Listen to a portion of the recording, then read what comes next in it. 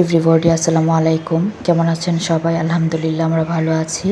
তো আপনাদের মাঝে একটা নতুন রেসিপি নিয়ে আসলাম। তো আপনার ভাইয়া এই কক মুরগিটা কমই আনে বাসায়। তো আজকে আনলো, ভাবলাম যে কক মুরগিটা আমি ভেজে রান্না করব, তাই হালকা একটু ভেজে নিলাম। ভেজে নিয়ে তারপরে আমি এই তেলের মধ্যে পেঁয়াজ কুচিটা দিয়ে দিলাম। পেঁয়াজ কুচিটা ভেজে তারপরে আমি একে একে মশলাগুলো দিয়ে দিব। মশলাগুলো দিয়ে তারপরে আমি ভাজা যে মাংসগুলা ওইগুলা ছেড়ে দিব। তারপরে আমি হালকা একটু ঝোল দিব, দিয়ে এটাকে ভালো করে কষিয়ে নেব। আসলে আজকের মুরগিটা কষিয়ে খাবো, সেজন্য আর কি। তো আসলে রান্না করতে গেলে কিন্তু অনেক কিছু মনে হয়। আর ইদানিং একটু মা অসুস্থ, আমি অসুস্থ, সব মিলিয়ে সব দিক দিয়ে একটু চাপে আছি বলতে গেলে। মা যদি অসুস্থ থাকে বা ফ্যামিলির কেউ যদি অসুস্থ থাকে তাহলে কিন্তু সব কিছুই কেমন জানি খারাপ লাগে। রান্নাবান্না বলেন, আজকাল 15 দিন বা 16 দিন যাবৎ রান্নাবান্না করে হচ্ছে না। বাসায় বাবার বাড়িতে গিয়ে খাই, ভাবি কল দেই যে এখানে এসে খেয়ে ফেলো, তুমি একা তো মনে হয় রান্না করতে পারতেছো না বা তোমার মনে চাইতেছে না।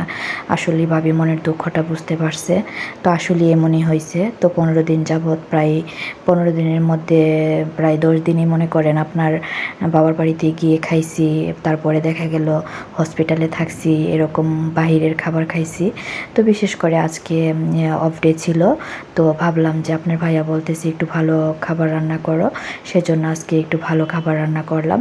আর বিশেষ করে দেখা গেল একটু তাড়া থাকে, তো সংসারে অনেক দিন ধরে কাজকর্ম করি না, শুয়ে থাকি, নিজেও একটু অসুস্থ, মা অসুস্থ, সব মিলিয়ে একটু টেনশন করি। সেই জন্য হয়তো ভালো লাগে না, শরীরটা খারাপ লাগে। আর মা অসুস্থ হয়েছে, মাকে সেবা করতে পারিনি তেমন, কারণ আমি নিজেও অসুস্থ। আমার হাজব্যান্ড তো আমাকে সেবা করে, তো দেখা গেল হাজব্যান্ডও একটু অসুস্থ হয়ে গেছে। সব মিলিয়ে ফ্যামিলির মধ্যে একটা অনেক খারাপ অবস্থা চলতেছে বলতে গেলে। তো সব মিলিয়ে আমরা একটু মানসিকভাবে চাপে আছি, সেই জন্য আপনাদের মাঝে ভিডিও নিয়ে আসতে পারতেছি না। তো আজকে আপনার ভাইয়া অনেক রিকোয়েস্ট করতেছে যে একটু ভালো মন্দ রান্না করো। তো উঠো, তারপরে উঠলাম, উঠে গিয়ে রান্না করলাম। তো স্কুলে গিয়েছিলাম, স্কুল থেকে 1টার দিকে চলে আসলাম, এসে রান্না করলাম। আর বিশেষ করে আজকে 4-5 জাতের তরকারি রান্না করলাম। একজন মেহমান আসার কথা ছিল, সেই জন্য আর কি।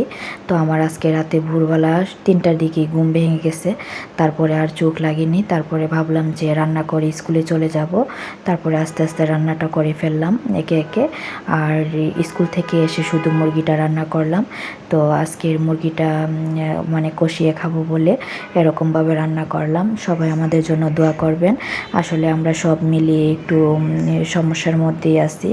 তো আল্লাহ যা কিছু দেই সব কিছুই আল্লাহ তাআলার নিয়ামত।